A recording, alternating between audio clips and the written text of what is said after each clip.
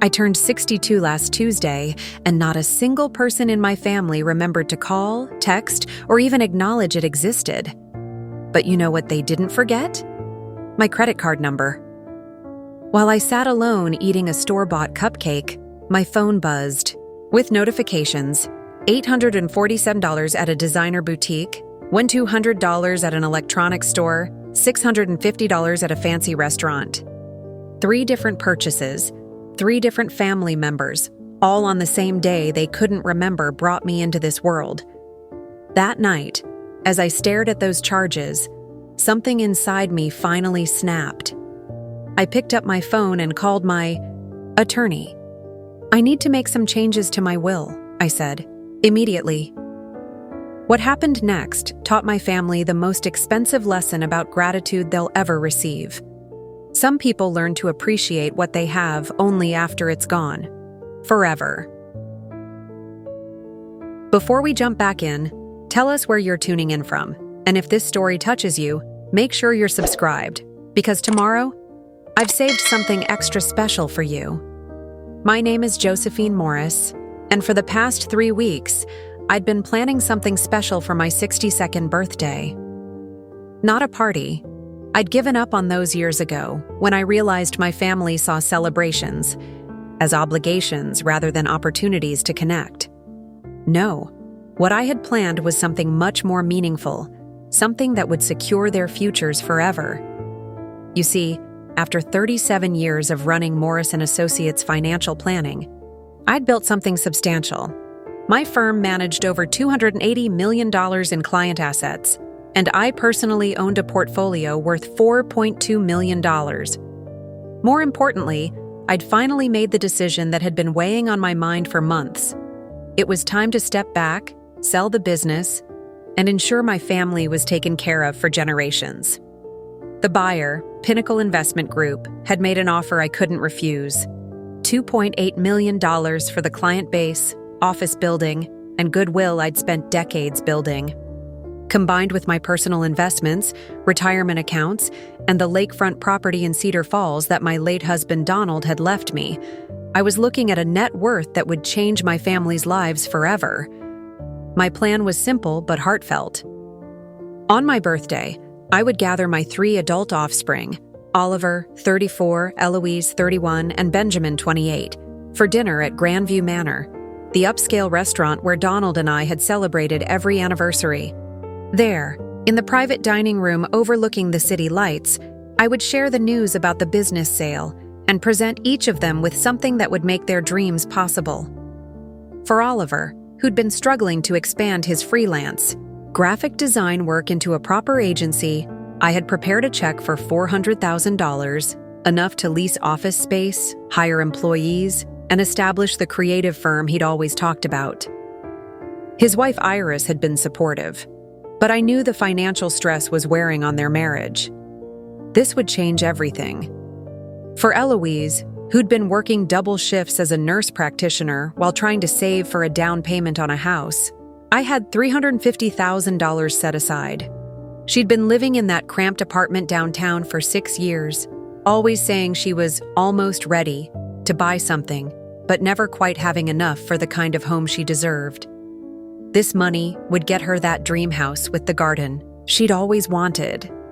And for Benjamin, my youngest, who'd just finished his MBA and was drowning in student loans while working an entry-level position at a marketing firm, I had $300,000 waiting.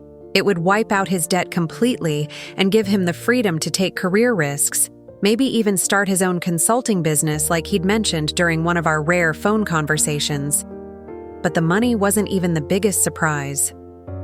Hidden.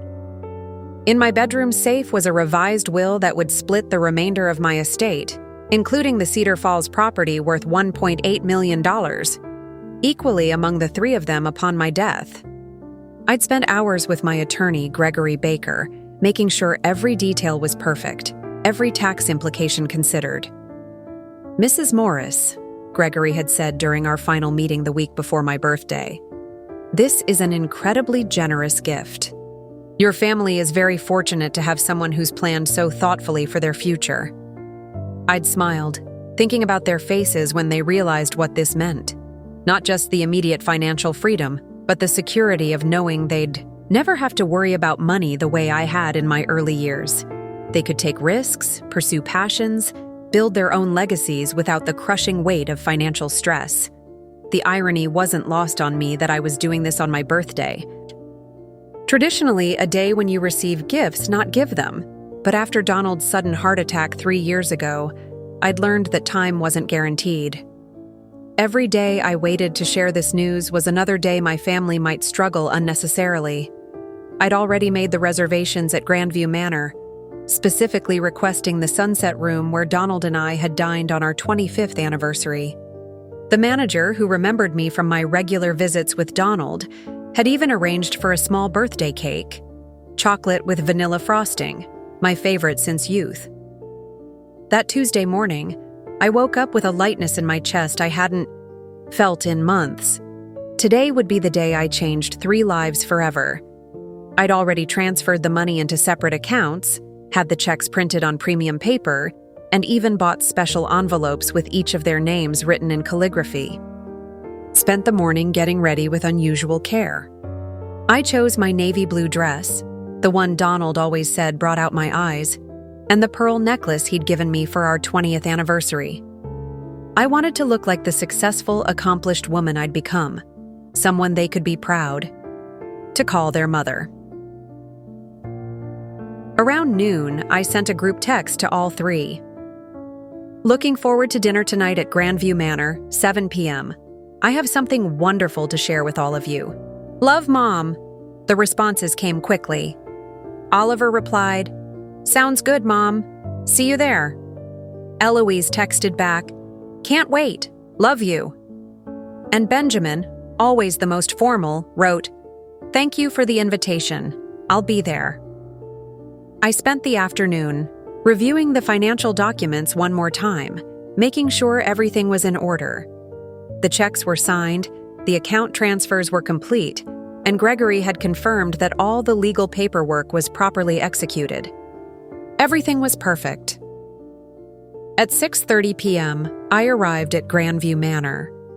The hostess, a young woman named Paisley who'd been working there for over a year, greeted me warmly. Mrs. Morris, how wonderful to see you. Happy birthday. Your table is ready, and we've prepared that special cake you requested. I settled into the Sunset Room, arranging the 3 envelopes on the table like place settings. Through the floor-to-ceiling windows, the city sparkled in the distance, and I could see the first hints of sunset painting the sky pink and gold. It was going to be a perfect evening. As 7 p.m. approached, I felt a familiar flutter of excitement, mixed with nervousness.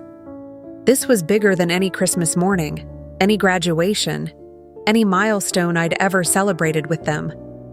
This was the moment I would transform their lives and secure their futures.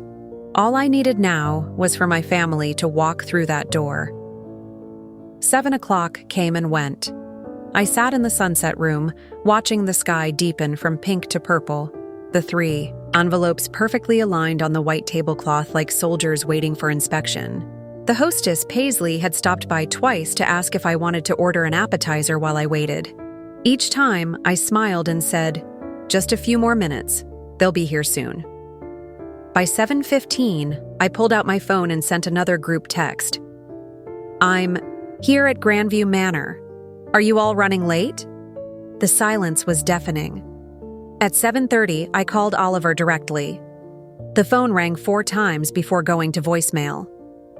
Hi, you've reached Oliver Williams. I'm probably designing something amazing right now, so leave a message and I'll get back to you. His cheerful voice, recorded years ago when optimism still came easily to him, felt like a slap across my face. Oliver, honey, it's Mom. I'm at the restaurant waiting for you. Please call me back when you get this. I tried Eloise next. Her phone didn't even ring. It went straight to voicemail. You've reached Eloise Bailey. If this is a medical emergency, please hang up and dial 911. Otherwise, leave a message. The professional, clipped tone she'd developed since becoming a nurse practitioner made my heart sink a little deeper. Eloise, sweetheart, It's your mother. We had dinner plans tonight at Grandview Manor. I'm here waiting. Please call me. Benjamin's phone rang twice before he declined the call. The deliberate rejection stung worse than if it had gone to voicemail. I stared at my phone screen, watching the call-ended message fade away, and felt something cold settle in my stomach. At 7:45, the waiter, a kind middle-aged man named Matthew, approached my table with obvious reluctance. "Ma'am, I hate to bother you, but we do have other parties waiting for this room. Would you like to move to a regular table or—" "Of course," I managed, my voice smaller than I'd intended. "I'm sorry. I think there's been some confusion." He helped me gather the 3 envelopes, and I noticed his eyes linger on them with something that looked like pity. "Would you like to order something while you wait? The salmon special is excellent. Tonight." I wasn't hungry. The excitement I'd felt all day had transformed into a knot of anxiety that made the thought of food repulsive. But I ordered a glass of wine and the Caesar salad anyway. I couldn't just sit there empty-handed, while other diners enjoyed their evening. Preparing and narrating this story took us a lot of time, so if you are enjoying it, subscribe to our channel. It means a lot to us. Now back to the story. At my new table by the window, I tried calling each of them again. Oliver's phone went straight to voicemail this time. Eloise's still rang through to her professional message. Benjamin declined my call again, and this time it felt personal, intentional. By 8:15, I sent individual text messages, trying to keep the desperation out of my words. To Oliver, "Honey, I'm still at Grandview Manor. I have something important to share with you all. Are you okay?" To Eloise, "Sweetheart, did something happen? I've been waiting for over an hour. Please let me know you're safe." To Benjamin, "Benjamin, I'm worried. This isn't like you to not respond. Please call me." The Caesar salad arrived, and I moved the lettuce around my plate while watching couples and families at neighboring tables laugh and celebrate. An elderly man 3 tables over was blowing out candles on a chocolate cake while his grown daughters and grandchildren sang happy birthday. The sight made my throat tighten. At 8:30, my phone finally buzzed with a text from Oliver. "Sorry, Mom. Totally swamped with a client project. Rain check? Rain check." As if this were a casual coffee date instead of what I'd planned to be the most important evening of our family's life. 5 minutes later, Eloise replied, "Mom, I'm so sorry. Double shift turned into a triple. Someone called in sick and I couldn't leave the hospital. Can we reschedule?" I stared at her message, remembering the dozens of times I'd rearranged my own schedule for her needs, her emergencies, her last-minute requests. The irony wasn't lost on me that the woman who'd built a career helping people plan for their financial futures couldn't get her own family to plan for a simple dinner. Benjamin's response came at 8:45. "Mom, I had to work late. Big presentation. Tomorrow. Sorry for the short notice." Short notice. I'd sent the invitation that morning, confirmed it with texts, and they'd all agreed to come. This wasn't short notice. This was complete disregard. I sat there until 9 p.m., nursing my wine and watching the sunset fade into darkness through the restaurant windows. Other diners came and went. The hostess checked on me twice more, her smile becoming more strained each time. The waiter refilled my water glass with increasing frequency, probably hoping I'd take the hint and leave. The chocolate birthday cake I'd specially ordered sat untouched in the kitchen. When Matthew finally brought me the check, he mentioned it gently. "Ma'am, about the cake you ordered." Just throw it away," I said, the words tasting bitter. "No one's coming." As I signed the credit card receipt, my hands trembled slightly. Not from the wine, I'd barely touched it, but from the crushing realization that my family, the people for whom I'd just arranged life-changing financial gifts, couldn't be bothered to show up for dinner on my birthday. The drive home was a blur of streetlights and disappointment.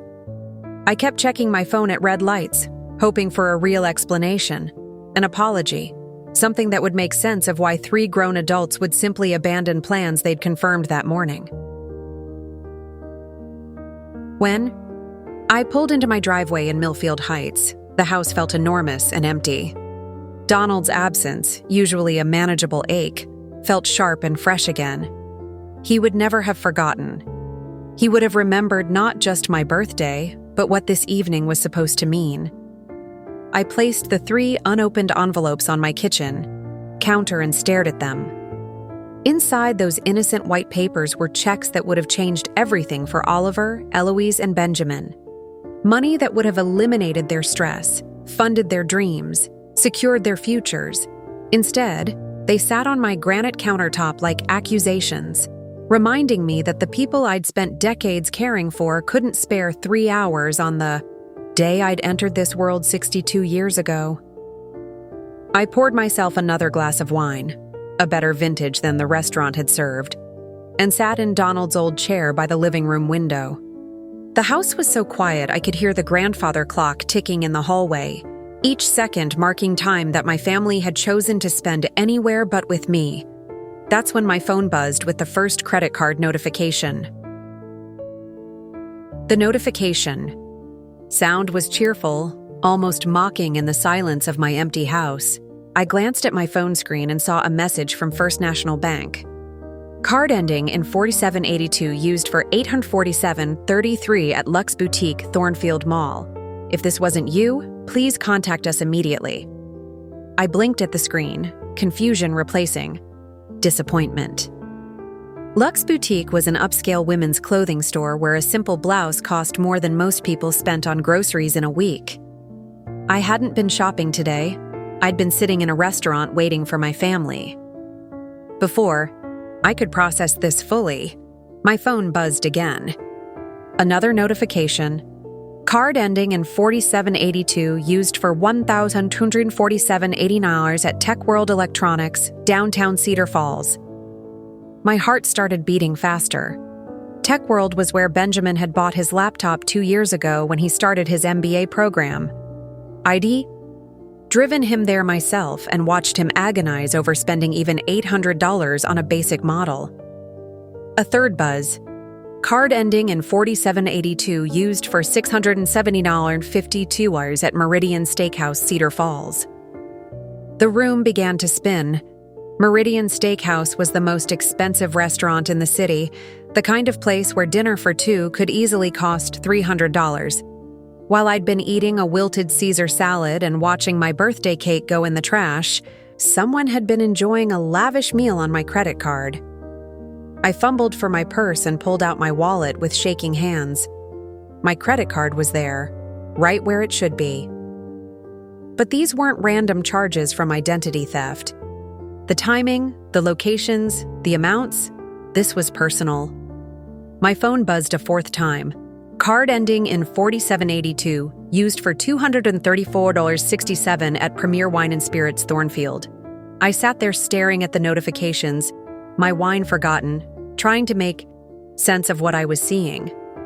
Over $3,000 in charges, all made tonight, all while my family was too busy to have dinner with me on my birthday. With trembling fingers, I opened my banking app and pulled up the full transaction history. The truth hit me like a physical blow. 47 p.m., Lux Boutique, 847.33, 7:23 p.m., Tech World Electronics, 1 through 247.89, 8:15 p.m., Meridian Steakhouse, 679.52, 8:45 p.m., Premier Wine & Spirits, 234.67. The timeline was devastating. At 6:47, when I was getting ready to leave for our dinner, someone was shopping for expensive clothes. At 7:23, when I was calling Oliver for the first time, someone was buying electronics. At 8:15, when I was texting desperately trying to reach my family, someone was dining at the city's finest restaurant. At 8:45, when Benjamin was texting his pathetic excuse about working late, someone was buying premium alcohol. But the most damning detail was yet to come. I clicked on the merchant details for each transaction, and my blood turned to ice. Luxe Boutique at Thornfield Mall, the same shopping center where Eloise had mentioned wanting to buy a dress for her friend's wedding next month. Tech World Electronics. In downtown Cedar Falls, 3 blocks from the marketing firm where Benjamin worked, Meridian Steakhouse. Oliver had posted an Instagram photo there just 2 months ago, talking about wanting to take Iris there for their anniversary, but not being able to afford it. Premier Wine and Spirits at Thornfield, right next to the boutique where the first charge had occurred. The pieces were falling into place with sickening clarity. My family hadn't forgotten about dinner because they were working. They'd blown off my birthday to go on a shopping spree with my money. I called my bank's fraud line, my hands shaking so badly I could barely dial. The representative, a patient woman named Claire, answered on the second ring. First National Bank. Fraud Department, this is Claire speaking. How can I help you? I need to report unauthorized charges on my credit card, I said, surprised by how steady my voice sounded. I can certainly help with that. Can you provide me with your card number and the charges in question?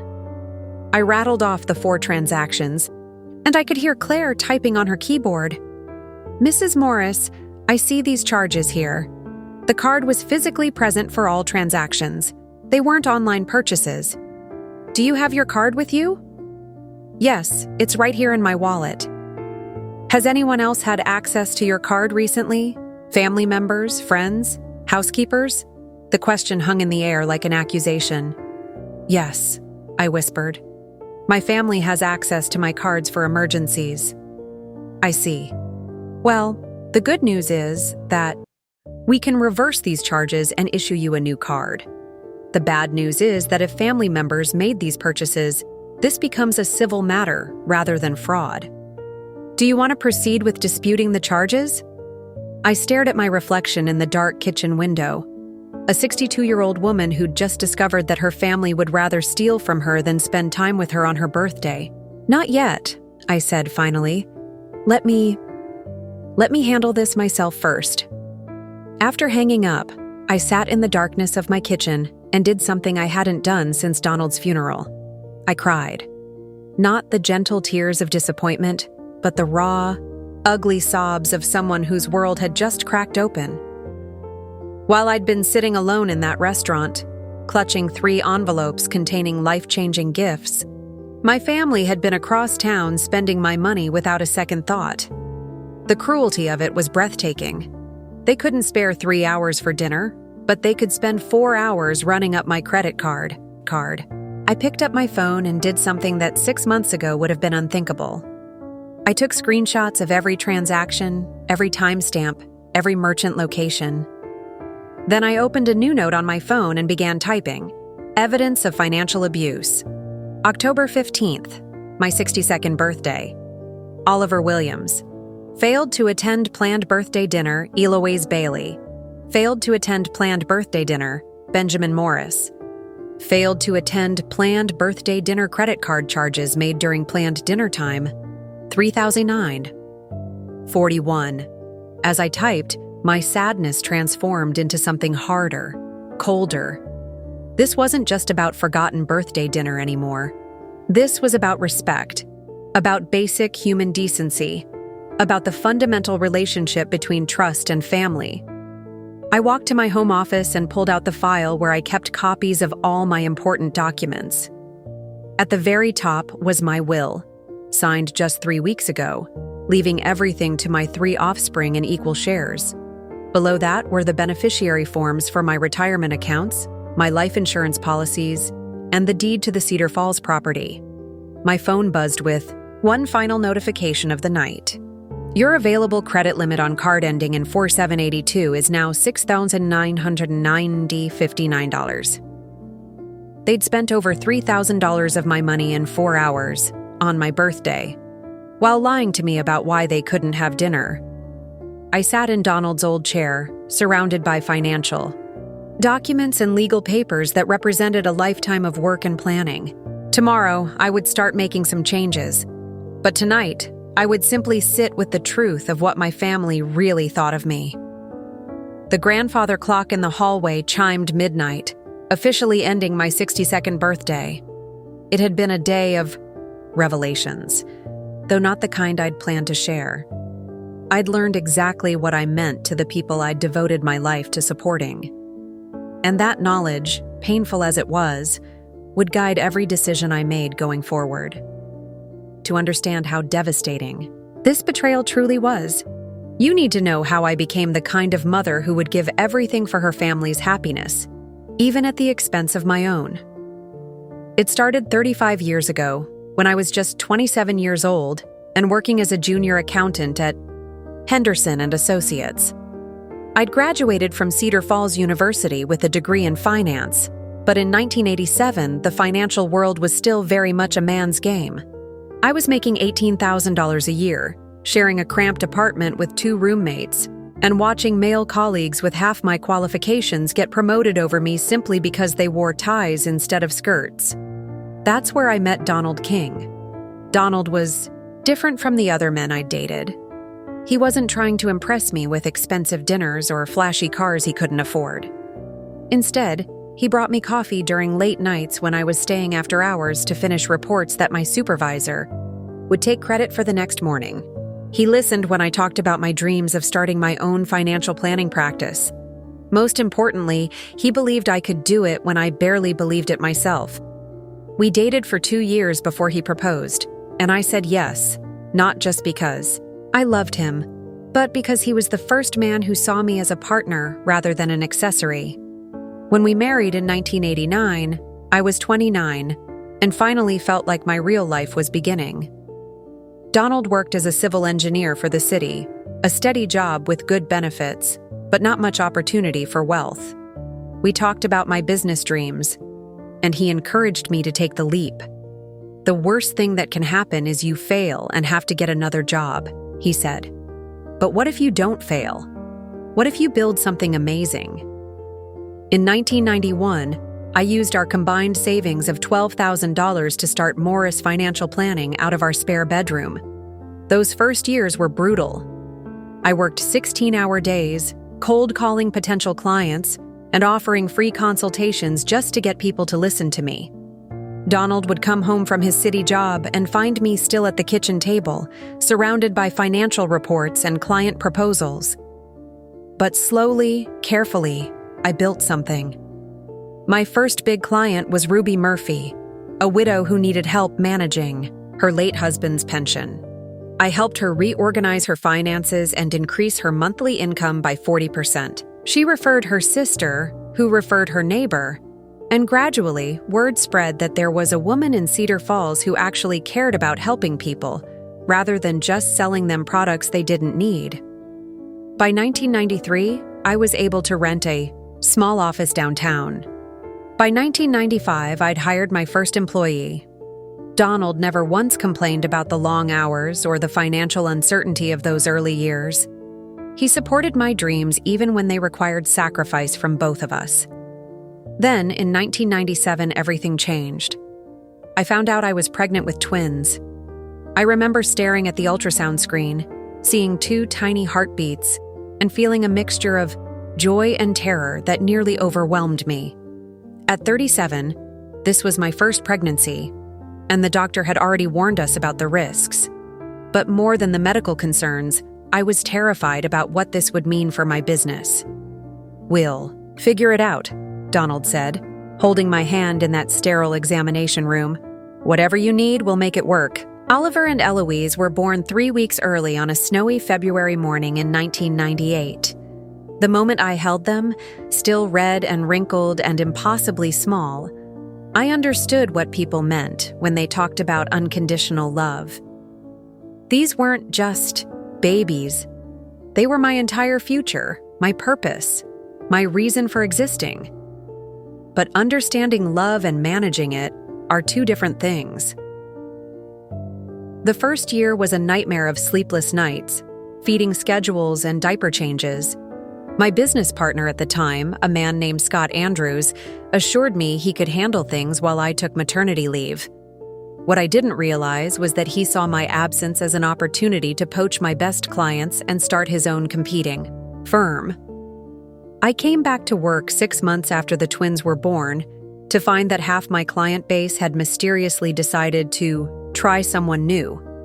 Scott had taken my contacts, my methods, and even my office lease, leaving me with a handful of loyal clients and a mountain of debt. Donald found me crying in our kitchen one night, surrounded by bills I couldn't pay and client termination letters. I couldn't understand. "Start over," he said simply. "We'll get a loan, refinance the house if we have to. You built it once, you can build it again." And I did. But this time with 2 babies who needed constant attention and a husband who worked long hours to cover our expenses while I rebuilt my practice from scratch. I would conduct client meetings during nap time, make cold calls while the twins played on the floor of my home office, and write financial plans after they went to bed at night. Benjamin was born 2 years later, in 2000, adding another layer of complexity to our already chaotic lives. By then, I'd learned to manage better, but 3 young ones under the age of 3 tested every limit I thought I had. Donald was amazing during those years. He changed diapers, did midnight feedings, and never once made me feel like my career. Ambitions were causing problems for our family. When I had to travel to meet with clients, he took vacation days to stay home with the kids. When I worked weekends, he handled all the household responsibilities without complaint.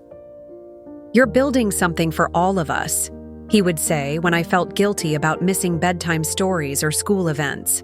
"Someday, this business will give our family security I could never provide on a government salary." He was right, but it came at a cost I didn't fully understand at the time. By 2005, Morris Financial Planning was thriving again. I'd moved into a larger office, hired 3 employees, and was managing over $50 million in client assets. Oliver was 7, Eloise was 7, and Benjamin was 5, old enough to notice when mommy missed soccer games because she had client emergencies, or when family vacations got postponed because the market was volatile and clients needed extra attention. I told myself I was building their future, creating the kind of financial security that would give them opportunities I'd never had. But if I'm being honest, I was also proving something to myself and to a world that had told me women couldn't succeed in finance. The pattern was established early. Work came first because work funded everything else. When Oliver needed expensive tutoring to help with his reading difficulties, my business paid for it. When Eloise wanted to take dance classes at the premium studio across town, my long hours made it possible. When Benjamin showed talent for music and needed a quality piano, my client commissions covered the cost. I became the provider, the solver of problems, the woman who could make anything possible if she just worked hard enough and long enough. Donald never complained, but I could see the toll it took on him. He was essentially a single parent during the week, handling homework help and dinner preparation while I worked late meetings or traveled to conferences. On weekends, when I finally had time for family, I was often exhausted and distracted. But we made it work because we had the same goal, giving our family the best possible life. What I didn't realize was that I was teaching my offspring a dangerous lesson, that love was measured in dollars spent and problems solved, rather than time given and presence offered. The pattern of my family seeing me as a financial solution rather than an emotional presence became even more entrenched as the kids grew older and my business continued to expand. By 2010, when Oliver was 12, Eloise was 12, and Benjamin was 10, Morris Financial Planning had become one of the most respected firms in Cedar Falls. I was managing over $120 million in client assets, had 7 employees, and was earning more money than I'd ever dreamed possible. But success in the financial world meant constant travel, weekend seminars, and evening client dinners. Donald had essentially become a single parent during the week, and I had become the weekend mom who showed up with expensive gifts and guilt. Oliver was struggling in middle school, not academically but socially. He was a creative kid who loved art and design, but he was also quiet and sensitive in a way that made him a target for bullies. When his art teacher suggested private lessons with a renowned instructor in the state capital, I didn't hesitate to write a check for $300 per session, even though it meant he'd have to travel 3 hours each way every Saturday. "Mom, can't you just come to my school art show instead?" he asked one Thursday evening when I was packing for a business trip to Chicago. "Honey, this instructor has trained kids who've gotten full scholarships to prestigious art schools," I replied, barely looking up from my laptop. "This is an investment in your future." He never asked again. Eloise was different. She seemed to thrive on achievement and competition. When she expressed interest in competitive dance, I enrolled her in the most expensive studio in the region. When she needed custom costumes for competitions, I paid for hand-sewn pieces that cost more than most people's monthly car payments. When her dance team qualified for nationals in Las Vegas, I covered the entire team's expenses because several families couldn't afford the trip. "You're so lucky to have a mom who can do all this for you," the other dance mothers would tell Eloise, and I could see her pride in being the one whose mother could solve any financial obstacle. Benjamin showed early musical talent, and I responded the way I always did, by throwing money at it. Private piano lessons, a $15,000 grand piano for our living room, summer music camps that cost $4,000 per week. When his instructor suggested he audition for a prestigious youth orchestra, I hired a consultant to help with his application and audition preparation. But what I remember most clearly from those years wasn't the successes or the achievements. It was the phone calls. "Mom, can you transfer $500 to my account? Oliver needs new art supplies and his computer crashed. Mom, Eloise's dance team needs new costumes and the studio is asking for payment up front. Mom, Benjamin's piano teacher, says he needs to attend this masterclass, but it's $800 and Dad says we should wait." I became the person they called when they needed money. But Donald remained the person they talked to about their feelings, their fears, their daily lives. He was the one who helped with homework, attended school conferences, and knew which friends they were fighting with or which teachers they liked. I told myself this division of labor made sense. Donald was naturally more nurturing, more patient with teenage drama. I was better at providing opportunities and solving practical problems. We were a team, each playing to our strengths. But somewhere along the way, my role in the family became purely transactional. The shift became most obvious during their high school years. Oliver decided he wanted to attend a private art school that cost $35,000 per year. When Donald suggested he consider the excellent art program at the local public high school, Oliver came directly to me. "Mom, you understand how important this is for my future, right? Dad just doesn't get it." I wrote the check. Eloise wanted to attend a summer intensive at a famous dance academy in New York.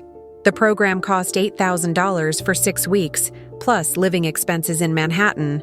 When Donald worried about her being so far from home at 16, Eloise appealed to me. "Mom, you know what it's like to chase your dreams. You started your business when people said women couldn't succeed in finance. This is my version of that."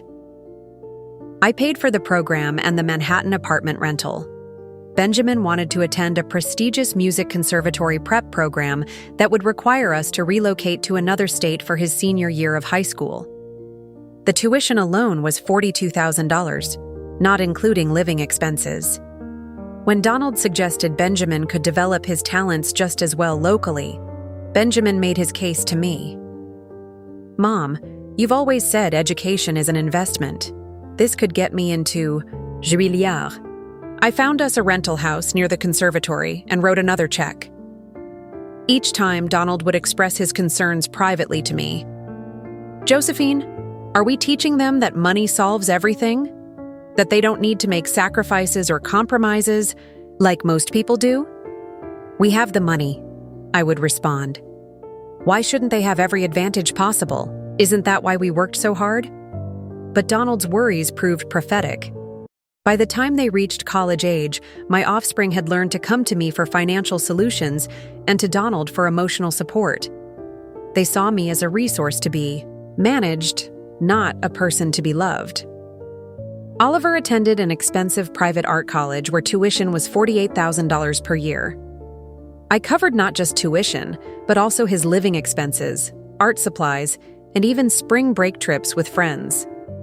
When he graduated, I helped him set up his freelance graphic design business by paying for his equipment, software, and office space for the first year. Eloise chose nursing, but she attended a private university with a prestigious program that cost $52,000 annually. I paid for everything, including the car she needed for clinical rotations and the expensive scrubs and equipment required for her program. After graduation, I helped her secure the downtown apartment near the hospital, where she worked. Benjamin got into a competitive music program, but not at Juilliard as he'd hoped. Instead of being grateful for the excellent education he was receiving, he seemed disappointed that I couldn't buy his way into his first choice. I paid for his undergraduate degree, then his MBA program, along with all living expenses and even vacations to help him decompress from academic stress. Through all of this, Donald remained my anchor. He was the one who reminded me to take breaks, who planned date nights, who made sure I didn't lose myself completely in work and family obligations. He celebrated my business successes, but also gently pointed out when I was using money to avoid dealing with emotional complexities. "They love you, Josephine," he would say when I worried about my relationships with the kids. "But they also need to learn to love you for who you are, not what you can provide." I thought we had time to work on that balance. I thought that once they were established in their careers, once they had families of their own, we would develop deeper, more meaningful relationships. Then, on a Tuesday morning in March 2021, Donald had a massive heart attack while getting ready for work. He was 63 years old, in seemingly good health, with no warning signs that anything was wrong. I found him collapsed in our bedroom when I came back from my morning run. By the time the paramedics arrived, he was already gone. The funeral was a blur of flowers, casseroles, and condolences. Oliver, Eloise, and Benjamin were appropriately sad, but they seemed more concerned about my emotional state than devastated by their own loss. During the reception after the service, I overheard Eloise talking to a relative. "We're worried about Mom. Dad was really her best friend. We just don't know if she has enough other emotional support." It struck me as an odd way to describe their father, as my best friend rather than their beloved parent. But then I realized that for most of their lives, I had been the provider and Donald had been the parent. They had lost their caregiver, but I had lost my partner, my love, my anchor to the world outside of work and money. The months after Donald's death revealed just how transactional my relationships with my adult offspring had become. They called regularly, but the conversations always seemed to circle back to practical matters. Did I need help managing the house? Was I eating properly? Should they be concerned about my mental health? What they didn't ask was how I was feeling, what I missed most about their father, or whether I wanted company just to talk and remember. Instead, they seemed to view me as another problem to be managed, another responsibility to be checked off their lists. And I let them, because I didn't know how to be anything else to them. After Donald's death, the pattern of my family treating me as a financial resource rather than a grieving widow became even more pronounced. Within 6 months of the funeral, the requests started coming with increasing frequency and urgency. Oliver was the first to approach me, just 3 weeks after. We'd buried his father. He knocked on my door on a Saturday morning, holding a portfolio of his graphic design work and wearing the expression I'd learned to recognize over the years, the one that meant he needed money. "Mom, I'm really sorry to bother you while you're still dealing with everything," he began, settling into Donald's chair without invitation. "But I have this incredible opportunity, and the timing is just terrible." The opportunity, as he explained it, was a chance to bid on a major rebranding project for a regional restaurant chain. The potential contract was worth $85,000, but he Needed $25,000 upfront to hire additional designers and cover the costs of developing the presentation. I know Dad just died and this is awful timing, he said, his voice taking on the persuasive tone he'd perfected over the years. But this could really establish my business. I could finally move out of that cramped office and hire real employees instead of just freelancers. I was sitting in my kitchen, still wearing Donald's old robe because it smelled like his cologne, struggling to remember whether I'd eaten breakfast or just made coffee. The house felt enormous and empty, and I spent most days moving from room to room like a ghost, trying to figure out how to exist without the person who'd been my anchor for 32 years. But Oliver needed money, and solving financial problems was something I knew how to do. I wrote him a check for $25,000. 2 months later, Eloise appeared at my door with red-rimmed eyes and a story about her apartment's air conditioning system failing during the hottest summer on record. Her landlord was refusing to fix it properly, and she'd found a beautiful condo she could buy instead of continuing to rent.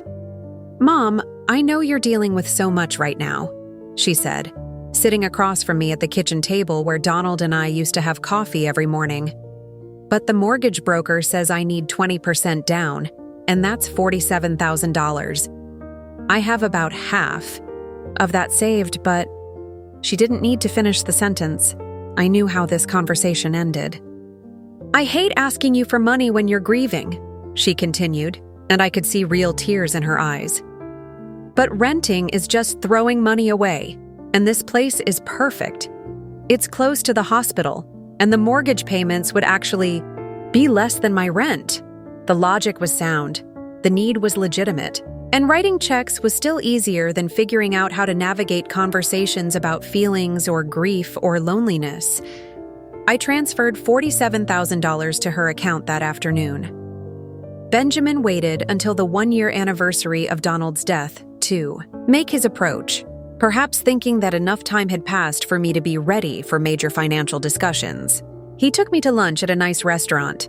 His treat, he emphasized, and spent the first hour asking about my emotional well-being and whether I was considering counseling. "Dad would want you to be happy," he said over dessert, reaching across the table to squeeze my hand. "He'd want you to start living for yourself instead of just working all the time." I should have recognized the setup, but grief had made me slow, desperate for any sign that my family cared about my emotional state. "Actually, that's kind of what I wanted to talk to you about," Benjamin continued. "I've been thinking about Dad a lot, and about legacy, and about building something meaningful with my life." His meaningful something was a boutique marketing consultancy focused on sustainable businesses. He'd found the perfect office space, had 3 potential clients lined up, and needed $60,000 to get started properly. "I know it's a lot to ask," he said, his voice heavy with sincerity. "But I keep thinking about how proud Dad would be if I built something real, something that mattered. This isn't just about money. It's about honoring his memory by creating something lasting." The manipulation was expertly done. He'd wrapped his financial request in grief, legacy, and Donald's memory, making it impossible for me to say no without feeling like I was dishonoring my late husband. I gave him the $60,000, but the individual requests were just the beginning. Over the next 2 years, I became their go-to solution for everything from car repairs to vacation expenses to unexpected medical bills. Oliver's business struggled to take off despite my investment, so he needed additional funding for marketing and equipment. Eloise's condo needed immediate repairs that weren't covered by her homeowner's insurance. Benjamin's consultancy required more capital than anticipated, plus he was drowning in MBA loan payments that were higher than he'd expected. I paid for Oliver's wedding to Iris when they decided they couldn't wait to save up for the kind of celebration they wanted. The total cost was $43,000, but Oliver assured me it was an investment in their future happiness. "Dad always said happy marriages were worth any price," he told me as I signed the check for the venue deposit. I covered Eloise's extensive medical bills when she needed emergency surgery after a car accident. Her insurance covered most of it, but the deductibles and copays added up to $18,000. "I don't know what I would do without you, Mom," she said through tears of pain and gratitude. "You're literally saving my life."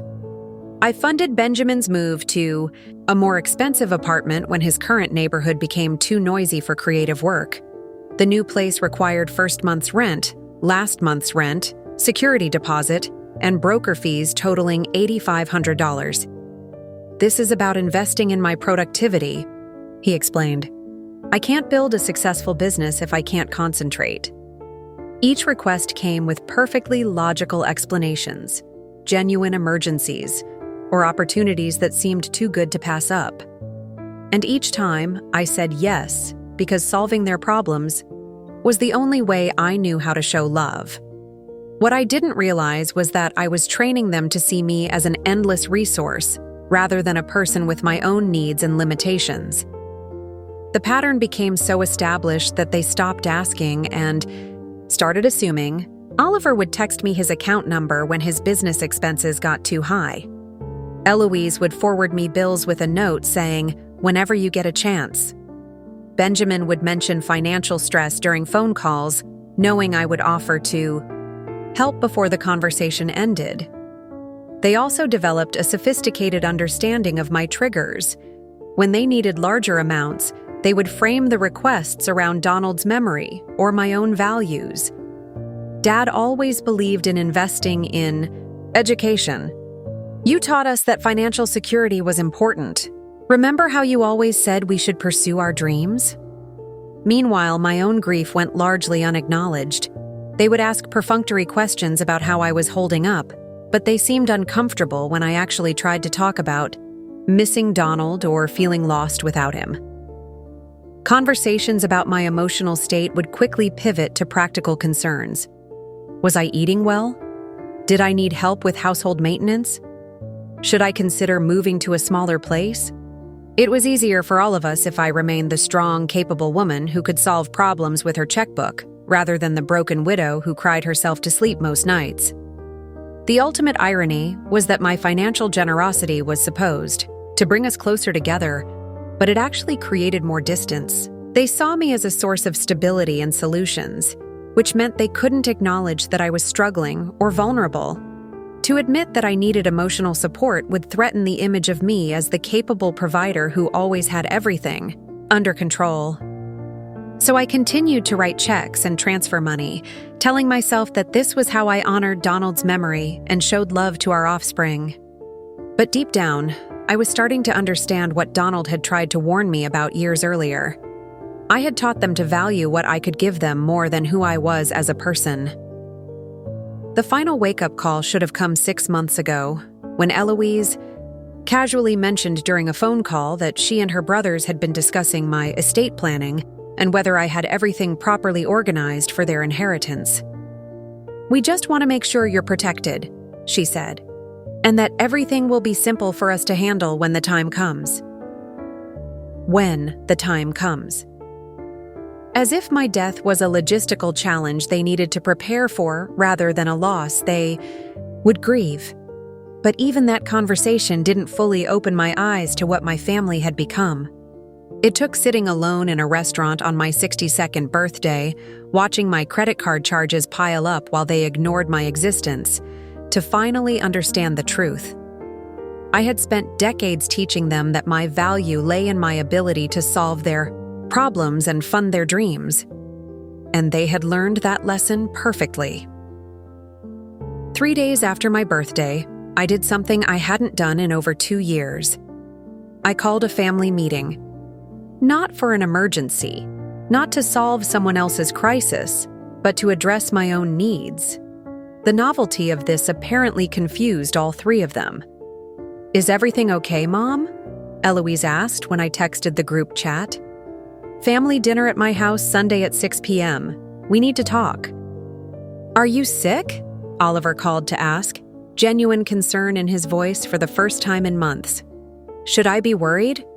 Benjamin texted privately. I didn't answer any of their questions. For once, they could show up without knowing what they were, walking into the way I had shown up to that empty restaurant on my birthday.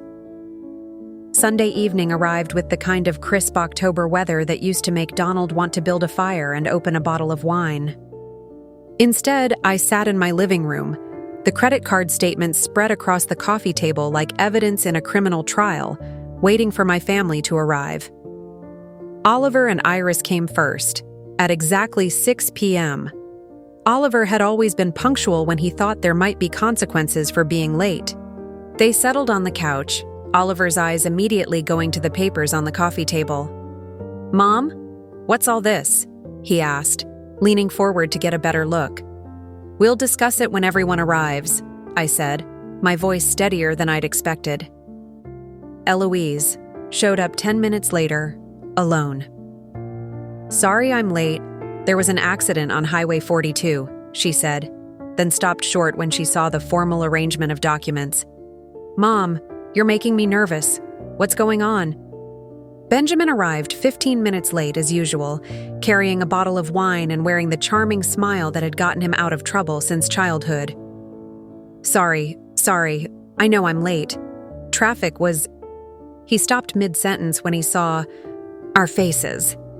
"Okay, this feels serious. Should I put this wine away?" "Sit down, all of you," I said, and something in my tone made them comply immediately. I picked up the first credit card statement, the one from my birthday, and placed it in the center of the coffee table where they could all see it. "Let me ask you all a question," I began, looking each of them in the eye. "What do you remember about October 15th? The silence stretched uncomfortably. Oliver shifted in his seat. Eloise's face had gone pale. Benjamin, who usually had a quick answer for everything, stared at his hands. "October 15th was 3 days ago," I continued when none of them responded. "It was my 62nd birthday. The birthday, where I sat alone in a restaurant for 2 hours, waiting for my family to show up for dinner." "Mom," Eloise started. "I'm not finished," I said sharply, and she closed her mouth. While I was sitting alone, eating a Caesar salad and watching other families celebrate together, my phone started buzzing with notifications. "Credit card notifications," I pointed to the statement. "Would anyone like to explain these charges?" Oliver's face had turned red. "Mom, I can explain." "Then explain," I said. "Explain how you were too busy with a work emergency to have dinner with your mother, but you had time to spend $1,247 at Tech World Electronics." "It wasn't like that," he said quickly. "The client project was real, but it ended earlier than expected, and I needed a new computer for the presentation."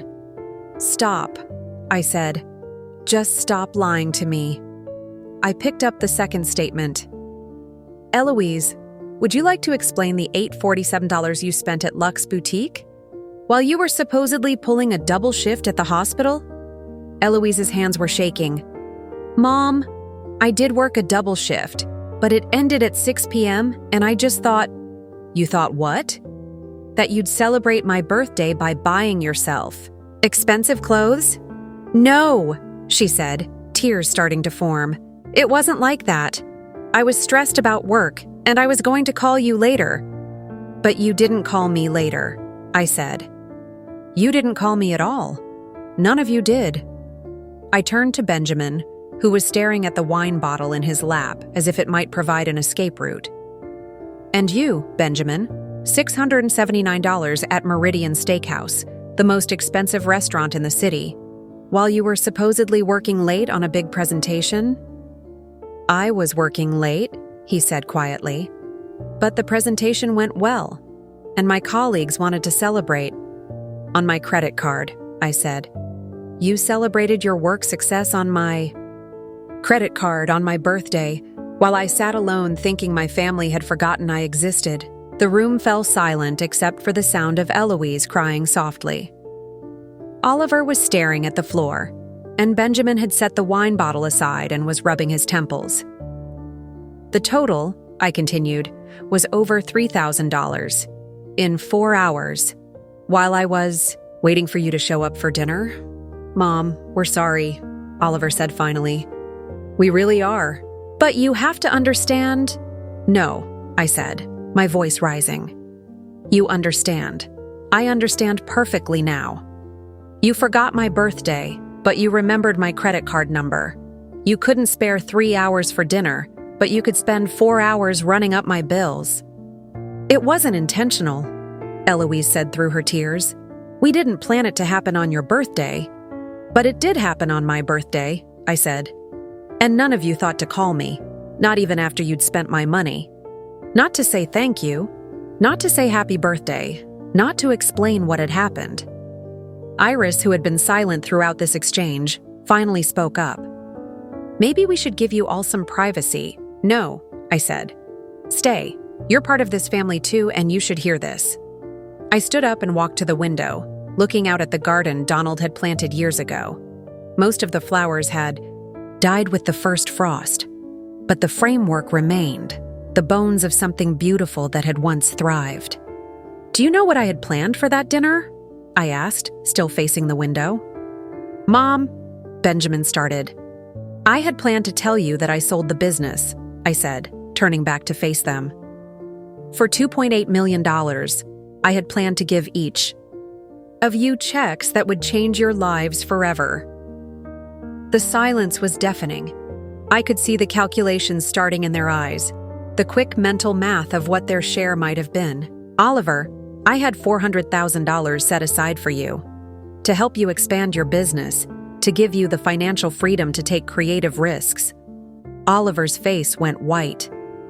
Eloise, I had $350,000 for you, for a house with that garden you've always wanted, in whatever neighborhood you chose. Eloise's crying intensified.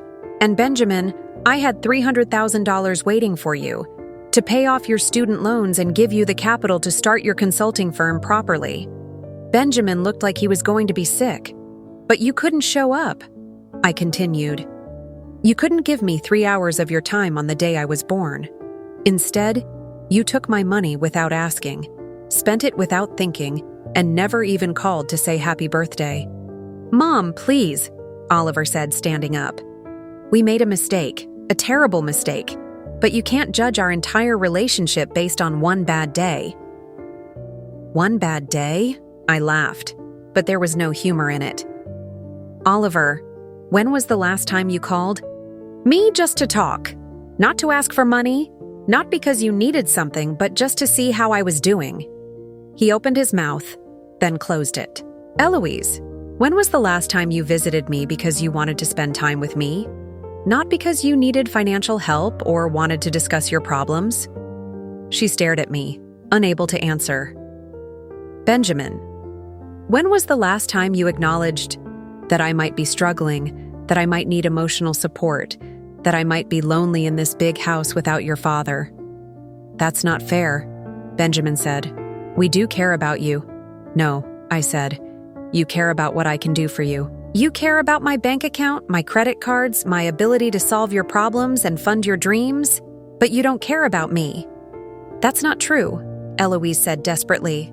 We love you, Mom. Do you? I asked. Because love isn't just a word, Eloise. Love is showing up. Love is remembering what matters to the people you claim to care about. Love is thinking about someone other than yourself. I walked back to the coffee table and gathered up the credit card statements. For 30 years, I have been your safety net, your solution, your ATM machine. I have funded your dreams, solved your problems, and asked for nothing in return except your presence in my life. And on my 62nd birthday, when I needed you most, you chose shopping over me. Mom, please, Oliver said. Tell us how to fix this. Tell us what you need. I looked at my 3 adult offspring, these people I had raised and supported and loved, beyond reason, and felt something inside me finally break free. What I need, I said quietly, is for you to leave. I need you to go home and think about what kind of people you've become. And I need to decide what kind of mother I want to be. Going forward, the silence that followed was profound. Benjamin was the first to stand up, followed by Eloise, then Oliver and Iris. They gathered their things slowly, as if hoping I might change my mind. At the door, Eloise turned back. Mom, we really are sorry. Can we Can we call you tomorrow? No, I said. You can't. When I'm ready to talk to you again, I'll let you know.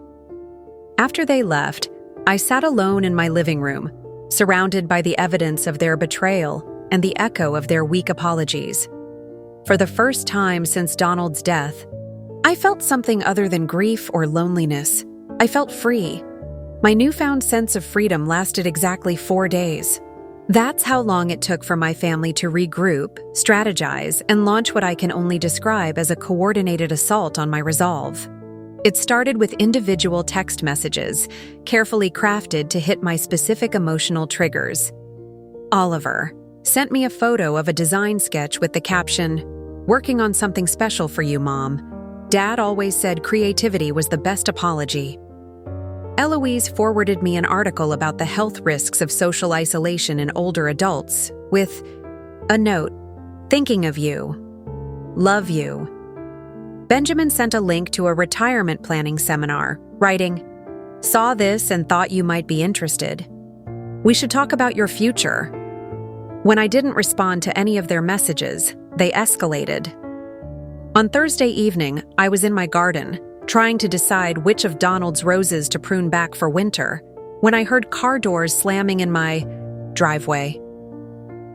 Through the front window, I could see all 3 of them walking toward my door together. This time, they'd brought reinforcements.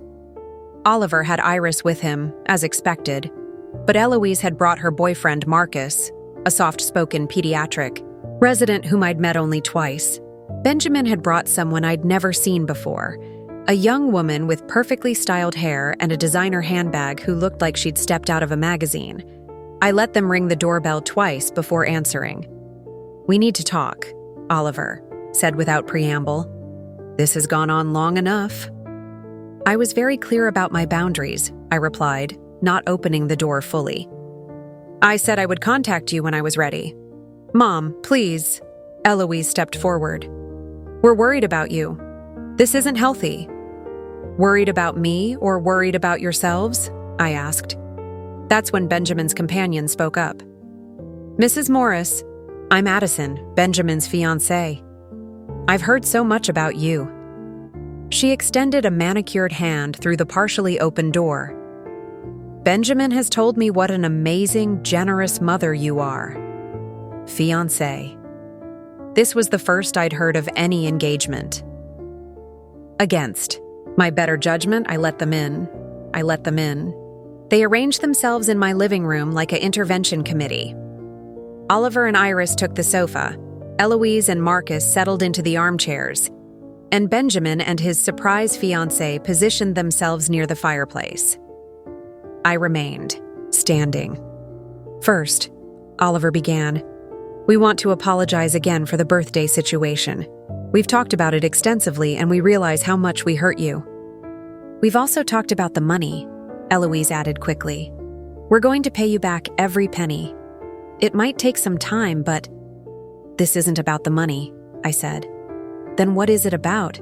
Benjamin asked, and I could hear frustration creeping into his voice. "Because honestly, Mom, we're getting mixed signals here. You say it's not about money, but you spent Sunday night talking about money. You say you want us to show up, but when we show up, you don't want to see us. You're showing up now because you're worried about your inheritance," I said bluntly. "Not because you care about my feelings." The silence that followed was telling. Marcus shifted uncomfortably in his chair. Addison examined her fingernails. Iris stared at the floor. "That's not true," Oliver said, but his voice lacked conviction. "Isn't it?" I walked to my desk and pulled out a folder. "Let me share something interesting that happened yesterday." I'd spent Tuesday afternoon at my attorney's office, and Gregory Baker had shared some disturbing information with me. Apparently, Oliver had called the law firm, claiming to be concerned about my mental state following Donald's death and asking about the procedures for having someone's competency evaluated. "Oliver," I said, holding up the notes Gregory had given me, "would you like to explain why you called my attorney asking about mental competency hearings?" Oliver's face flushed deep red. "Mom, that's not... You were just what? Laying the groundwork to have me declared incompetent so you could control my assets? That's not what I was doing. Oliver stood up, his voice rising. I was worried about you. You've been acting strange since Dad died, and after Sunday night, I thought maybe what? Maybe grief and disappointment had driven me insane? You have to admit, your behavior has been concerning, Eloise interjected. Calling that family meeting, making accusations, cutting us off completely. It's not like you. You're right, I said. It's not like me. The old me would have accepted your apologies, written off the credit card charges, and pretended none of this happened. The old me would have handed you those checks and continued funding your lives while you treated me like an inconvenience. We don't treat you like an inconvenience, Benjamin said hotly. Don't you? I turned to face him directly. When was the last time any of you visited me just because you wanted to see me? When was the last time you called to ask how I was feeling about losing your father? When was the last time you acknowledged that I might be struggling with anything other than financial decisions? We're here now, Addison said, speaking up for the first time since the introductions. Doesn't that count for something? I looked at this young woman who'd been dating my son in secret, who'd accepted his proposal without my knowledge, who was now sitting in my living room lecturing me about family relationships. How long have you two been engaged? I asked Benjamin. 6 months, he admitted reluctantly. 6 months, I repeated. And you didn't think to tell me? We wanted to wait until we had everything planned. You wanted to wait until you needed money for the wedding, I corrected. Just like Oliver waited to tell me about his serious business problems until he needed capital. Just like Eloise waited to tell me about her condo issues until she needed a down payment. That's not fair, Eloise said, tears starting to form. Again. We share good news with you too. Do you? Or do you share good news when it comes with a price tag attached? Marcus cleared his throat uncomfortably. Maybe I should wait outside. No, I said firmly. Stay. You're going to be part of this family soon, apparently. You should understand how it works. I turned back to my offspring, feeling a cold clarity settle over me like armor. Let me explain how this family works, Marcus. When Oliver graduated from art school, I got a phone call asking for $15,000 to help him set up his first studio. When Eloise passed her nursing boards, I got a request for money to celebrate with a vacation to Europe. When Benjamin finished his MBA, I got a bill for his graduation party that I wasn't even invited to plan. Mom, please, Benjamin said, his voice cracking slightly. You're making us sound like terrible people. I'm not making you sound like anything, I replied. I'm describing your behavior. That's when Addison made her fatal mistake. She stood up, smoothed her expensive skirt, and looked at me with the kind of practiced sympathy I'd seen from financial advisors who were about to deliver bad news. Mrs. Morris, she said in a voice that was clearly meant to be soothing, I can see that you're in a lot of pain. Losing a spouse is incredibly difficult, and it's natural to feel like your family doesn't understand what you're going through. She paused, as if waiting for me to thank her for her insight. But the truth is, Benjamin and his siblings have their own lives to manage. They have careers, relationships, financial pressures of their own. They can't be expected to drop everything. Every time you need emotional support, the room went completely silent. Even Benjamin looked shocked by his fiancé's words. Addison, he started, but she continued. What I'm hearing tonight is that you're upset because your adult offspring aren't making you their top priority. But honestly, isn't it time for you to build your own social support system instead of depending on them for all your emotional needs?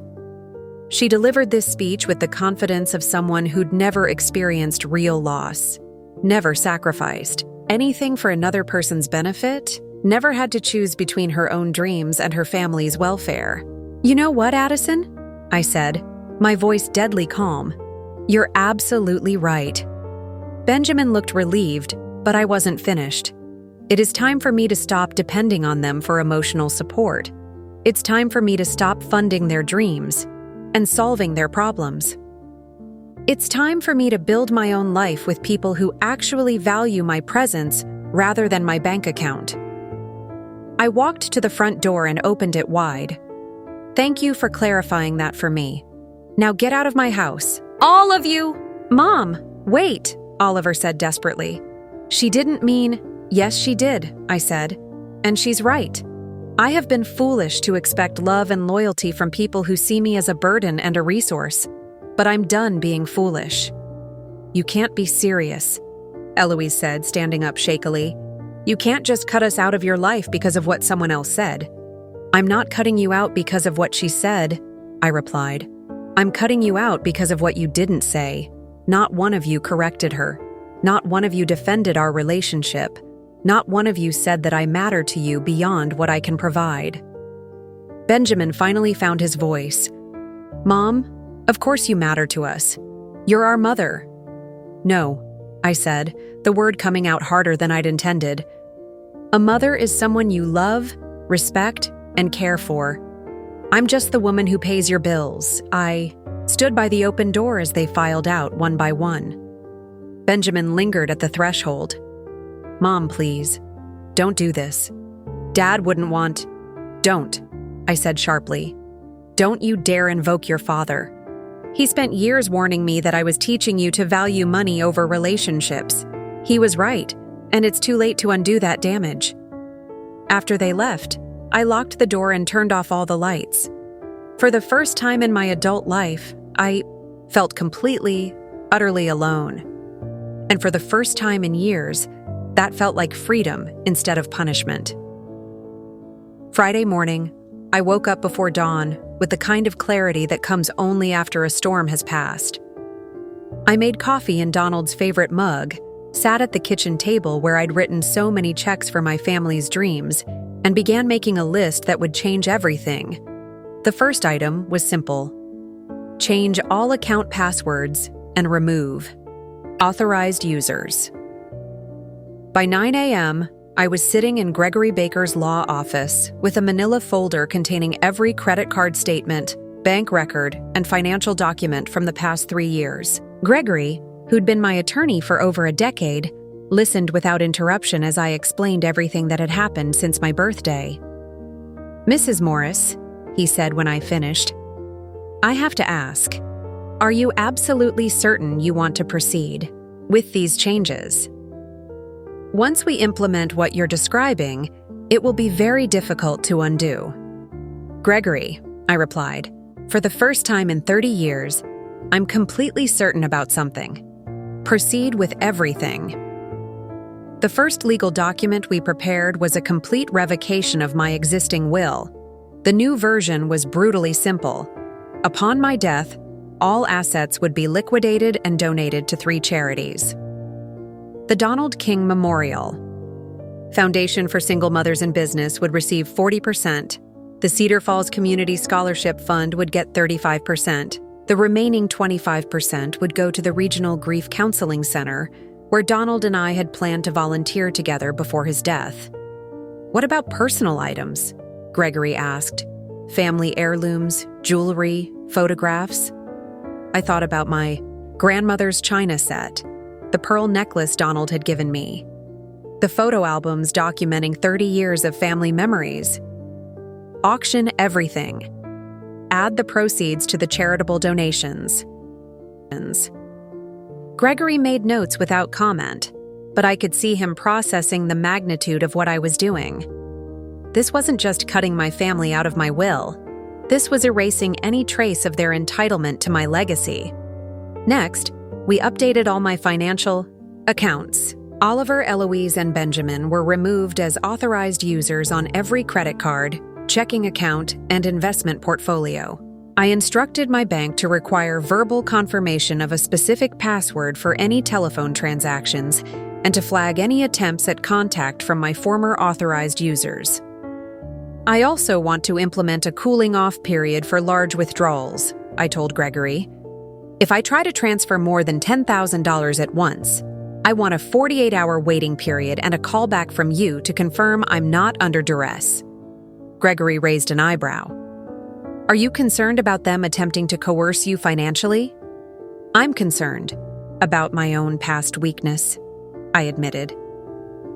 For 30 years, I've been unable to say no to them. I need legal safeguards to protect me from my own instincts. We also prepared a comprehensive medical directive. In the event of incapacitation, decision-making, authority would go to a court-appointed guardian rather than my next of kin. I'd seen too many families use medical emergencies as opportunities to gain control over elderly relatives' finances. Mrs. Morris, Gregory said gently, this level of protection usually indicates a fear of exploitation. Has your family ever threatened you? They don't need to threaten me, Gregory. They've spent decades training me to prioritize their needs over my own well-being. These documents aren't protecting me from them. They're protecting me from myself. After the legal appointments, I drove to First National Bank and requested a meeting with the branch manager. Claire Robertson, a woman about my daughter's age, listened as I explained that I needed to secure my accounts against unauthorized access. Mrs. Morris, I have to ask, are you in immediate danger? Because if you're being financially abused, we have resources. I'm not in danger, I interrupted. I'm taking preventive measures. We implemented additional security protocols on all my accounts. Any in-person visits from people claiming to be family members would require photo identification and secondary verification. All credit cards associated with my accounts were canceled and replaced with new numbers. The new cards would be mailed to Gregory's office rather than my home address. What about automatic payments? Claire asked. Utilities, insurance, things like that? I'll handle those individually, I said. I want complete control over every dollar that leaves my accounts. My next stop was Cedar Falls Community Bank, where I opened entirely new accounts under enhanced security protocols. These would become my primary financial tools, unknown to anyone outside of Gregory's office. The accounts at First National would remain open but dormant. Decoys, essentially, in case anyone tried to investigate my financial status. That afternoon, I drove to Millfield Heights Country Club, where Donald and I had been members for 15 years. I scheduled an appointment with the membership director to discuss changing my emergency contacts and account access. Mrs. Morris, we were so sorry to hear about Mr. King, the director said. He was such a gentleman. Are you thinking of maintaining your membership? Yes, but I want to make some changes to my account. I need to remove my family members as authorized contacts and update my beneficiary information. Within an hour, Oliver, Eloise, and Benjamin no longer had any connection to the country club membership that I'd planned to pass down to them someday. The guest privileges I'd extended to them over the years were revoked. The account would now pass to the club's scholarship fund upon my death. My final stop of the day was the most emotionally challenging. Donald's grave at Hillcrest Cemetery. I hadn't been there since the 3-month anniversary of his death, partly because visiting alone felt like admitting he was really gone. I sat on the bench he'd requested be placed near his headstone and told him everything. About the birthday, dinner, the credit card charges, the confrontations, and the decisions I'd made that day. I know you warned me about this, I said to his headstone. You tried to tell me I was teaching them the wrong lessons, but I thought love meant giving them everything they wanted. An elderly man walking his dog stopped nearby. Beautiful evening, he said kindly. Yes, it is, I replied, and realized I meant it. When I got home, I spent the evening going through the house systematically, removing any financial documents or valuables that my family might consider inherited assets. Donald's watch collection went into a safety deposit box. My jewelry was photographed and stored securely. Important papers were moved to Gregory's office. I also changed the locks on all exterior doors. Oliver, Eloise, and Benjamin had keys from their teenage years, and I realized I'd never asked for them back. At 62, I was finally securing my own home against people I'd once trusted implicitly. The most satisfying task was updating my life insurance beneficiaries. The policies that had once ensured my family's financial security would now fund scholarships for first-generation college students. Young people who understood the value of opportunity because they'd never taken it for granted. Saturday morning, I called my longtime cleaning service and made a change that felt surprisingly liberating. I asked them to pack up all the family photos in the house and store them in the basement. Not destroyed, I wasn't cruel, but removed from daily view. All of them, Mrs. Morris? The service manager asked. All except the ones with my husband, I confirmed. By Saturday evening, my home looked like it belonged to a woman who lived for herself rather than for the approval of people who'd never appreciated her sacrifices.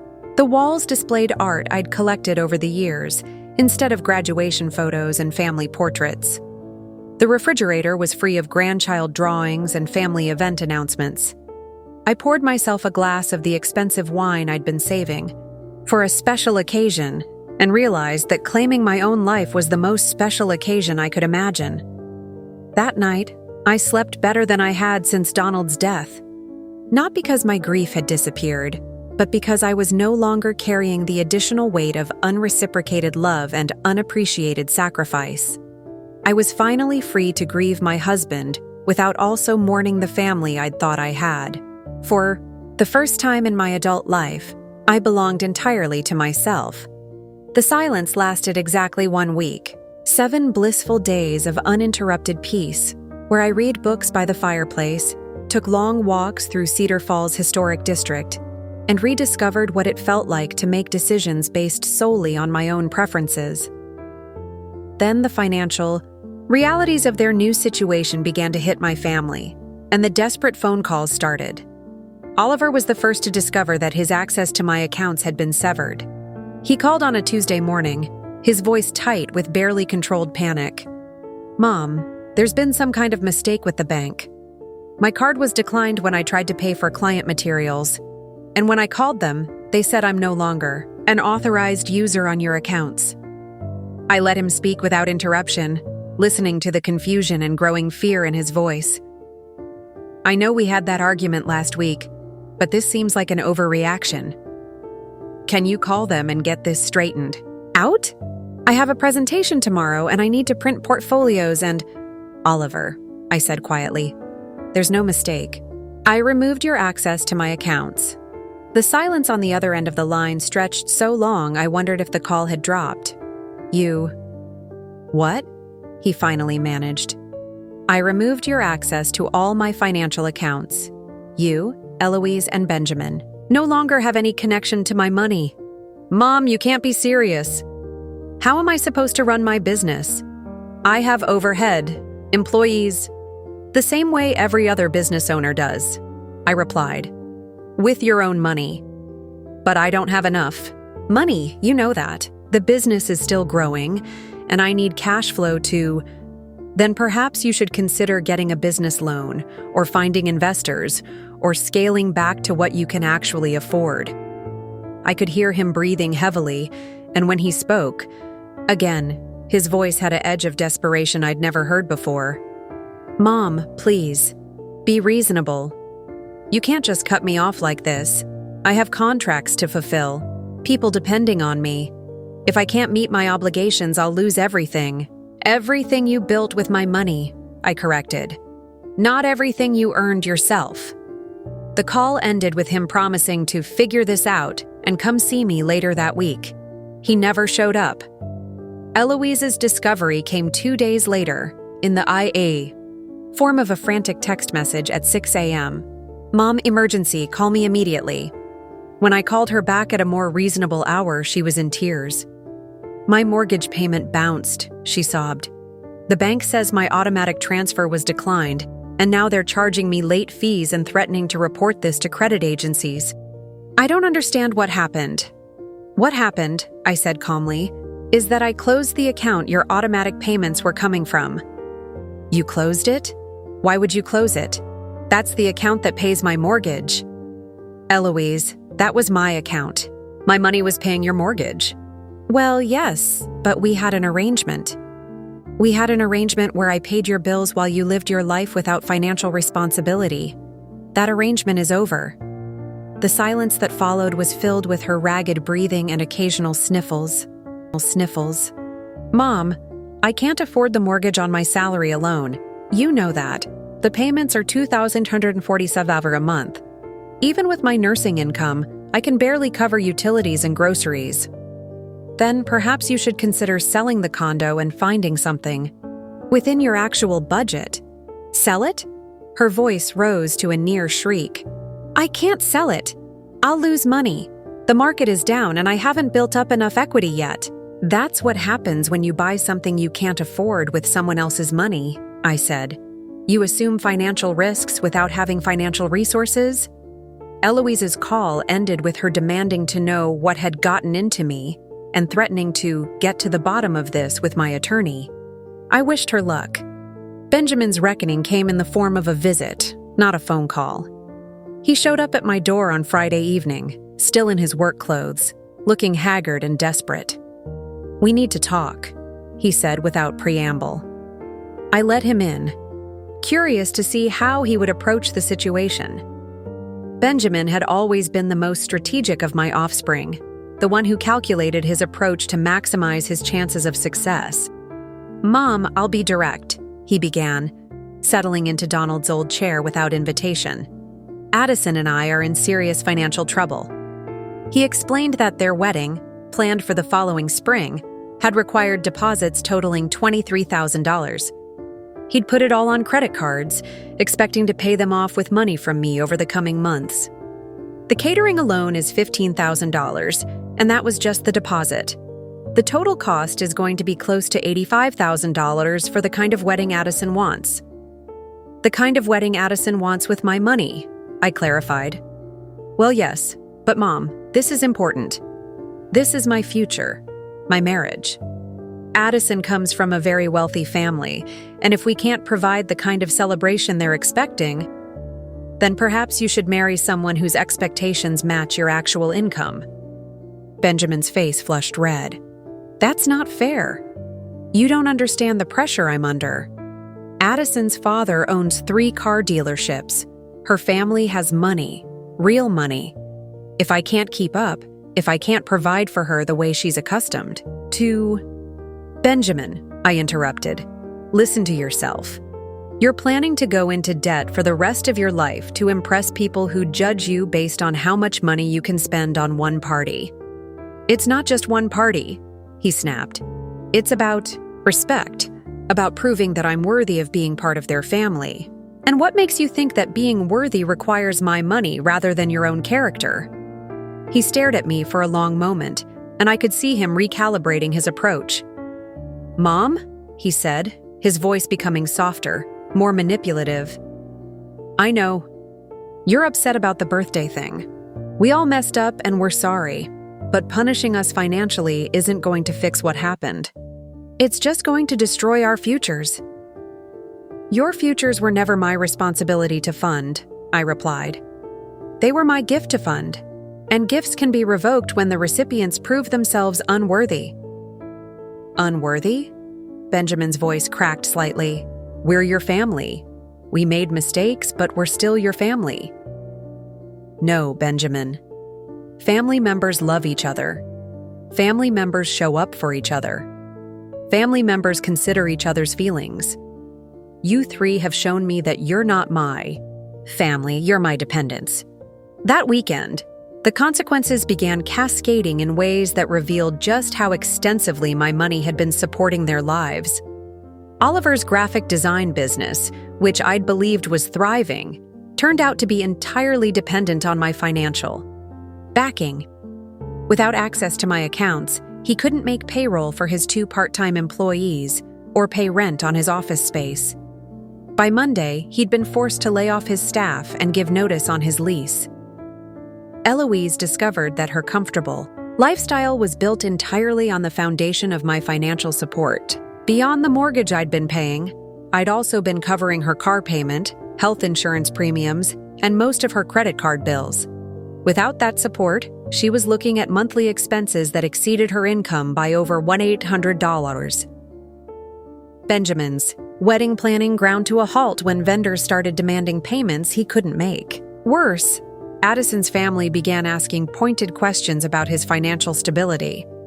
The fairy tale engagement was turning into a harsh lesson in economic reality. But the most revealing consequence came in the form of a joint email they sent me on Sunday evening. The subject line read, "Family Emergency Meeting Request." The email, clearly written by Eloise but signed by all three, painted a picture of impending financial disaster. Oliver was facing bankruptcy. Eloise was at risk of losing her home. Benjamin's engagement was in jeopardy due to financial stress. The email concluded, "Mom, we understand that you're angry with us, and we accept responsibility for our mistakes. But you're our mother, and mothers don't abandon their children when they're in crisis. We need your help to get through this difficult time, and we promise that things will be different going forward." I read the email twice, marveling at their ability to frame their financial dependence as my maternal obligation, and their crisis as something that had happened to them rather than something they had created through their own choices. I deleted the email without responding. Tuesday morning brought a phone call from Iris, Oliver's wife, who'd never directly asked me for money before. "Mrs. Morris," she said, her voice carefully controlled, "I hope you don't mind me calling. I know there's been some tension in the family lately." "Hello, Iris. What can I do for you?" "Well, Oliver is really struggling right now. He's too proud to ask for help, but I'm watching him fall apart. He built that business with such passion, and now he's talking about giving up his dreams entirely." I waited for her to continue. "I was wondering if maybe we could work out some kind of arrangement. Maybe a loan instead of a gift? We could put together a payment plan, something formal that would make everyone feel better about the situation." "Iris," I said gently, "what you're describing is exactly what banks do. If Oliver's business is viable, he should be able to get a business loan.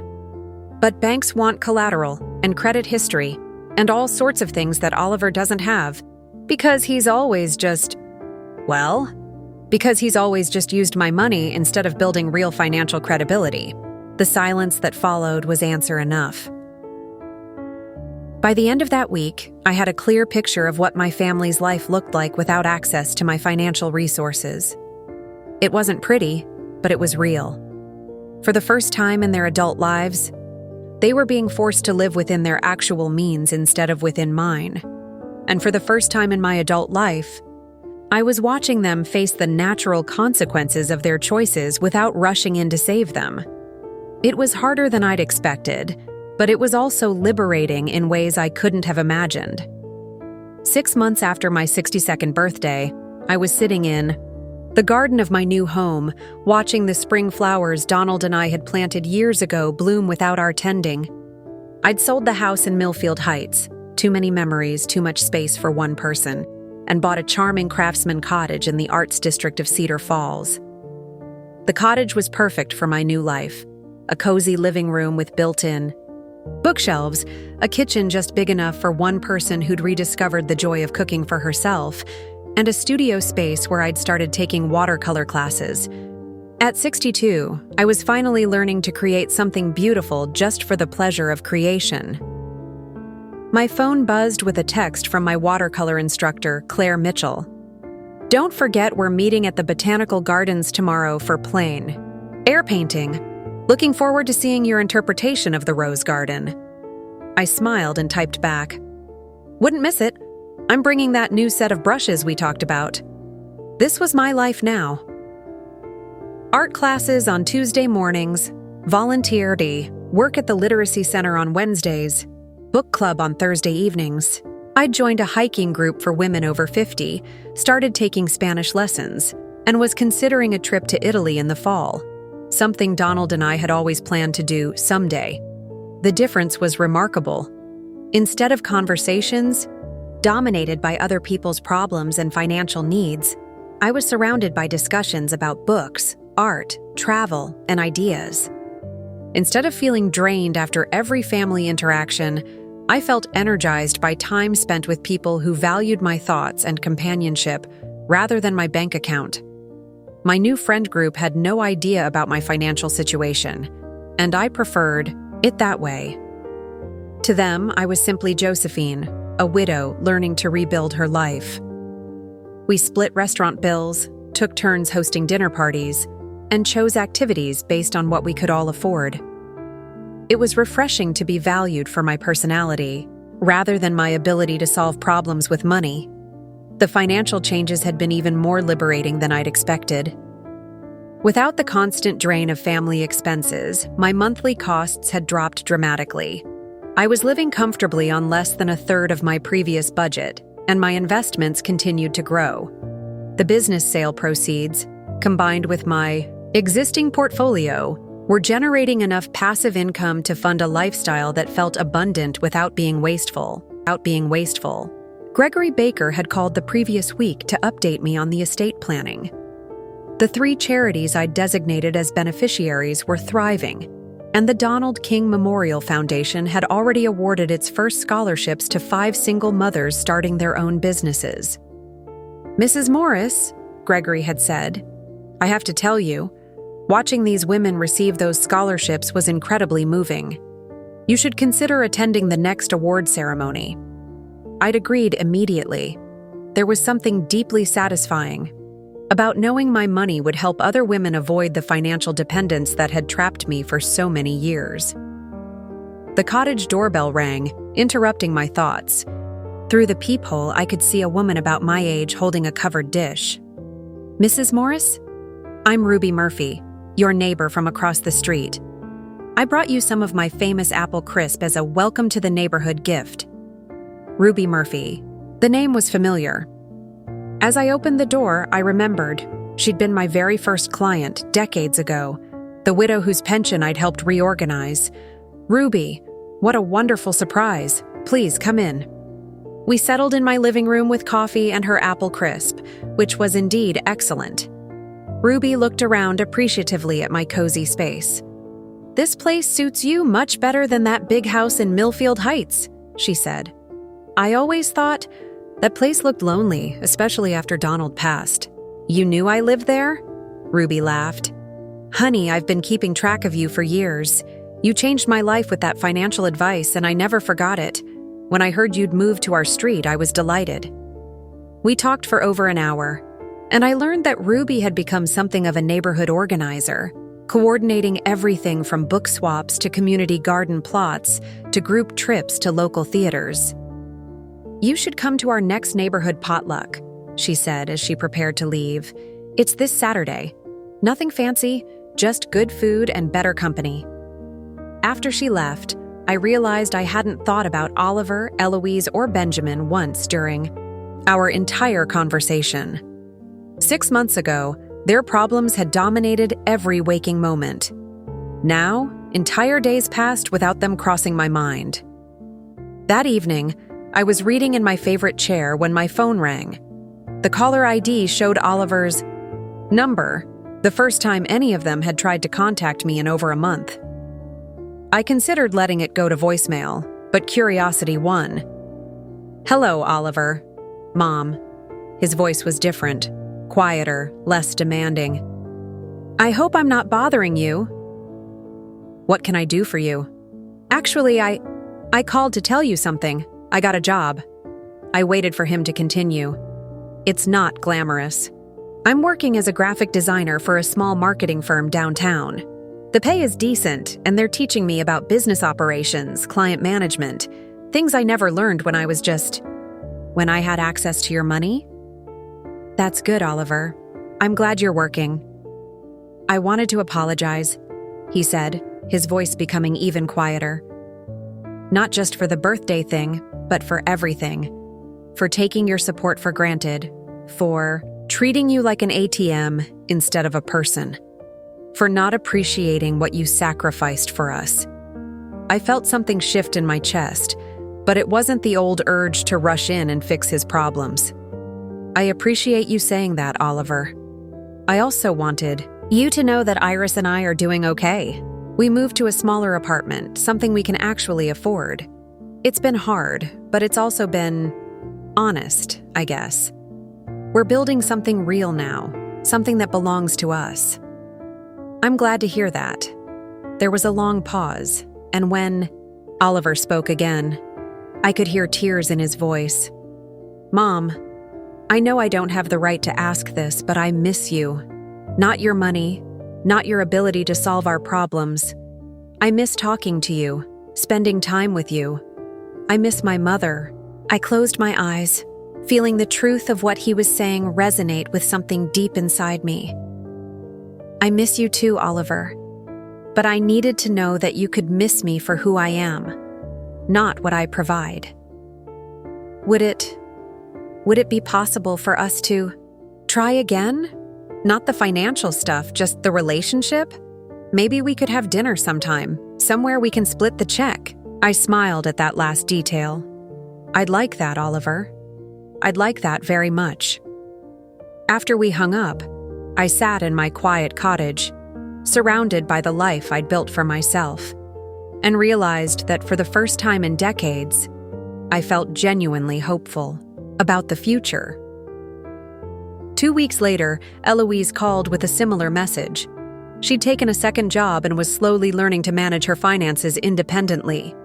She'd had to sell the condo, but she was renting a small house she could afford and was actually proud of her financial responsibility. Benjamin's call came a month after that. His engagement to Addison had ended. Apparently, her family's interest in him had evaporated along with his access to my money, but he sounded relieved rather than heartbroken. He was working 2 jobs, paying off his wedding debts, and learning what it meant to build a life based on his own capabilities rather than external support. I agreed to have dinner with each of them, individually, with the clear understanding that our relationships would be based on mutual respect rather than financial dependence. The conversations were awkward at first, but gradually, we began to discover each other as actual people rather than as provider and dependents. It would take time to rebuild trust, and I made it clear that my financial boundaries were permanent. But for the first time in years, I had hope that we might eventually have real relationships based on love rather than obligation. As I write this, a year has passed since that devastating birthday. I'm 63 now, and I celebrated this year's birthday with my hiking group, my book club, and my art class friends. We had dinner at a lovely restaurant where everyone paid their own way, and the gift I received was their genuine pleasure in my company. Oliver, Eloise, and Benjamin each sent me birthday cards, simple, heartfelt notes that acknowledged the day without asking for anything in return. It was the best birthday gift I'd received in decades. Sometimes people ask me if I regret the way things unfolded, if I wish I'd handled the situation differently. The answer is no. What happened forced all of us to confront uncomfortable truths about our relationships and ourselves. It taught my family that love can't be bought, and it taught me that I deserve to be valued for who I am, not what I can provide. I'm no longer anyone's safety net, and they're no longer my obligation. Instead, we're slowly becoming something much more valuable, a family based on choice rather than dependency, on respect rather than exploitation. And I've learned the most important lesson of all. It's never too late to choose yourself, to demand the love you deserve, and to build a life that brings you joy rather than just serving other people's needs. At 63, I'm finally living for myself, and it's the most beautiful life I've ever known. Up next, you've got 2 more standout stories right on your screen. If this one hit the mark, you won't want to pass these up. Just click and check them out. And don't forget to subscribe and turn on the notification bell so you don't miss any upload from us.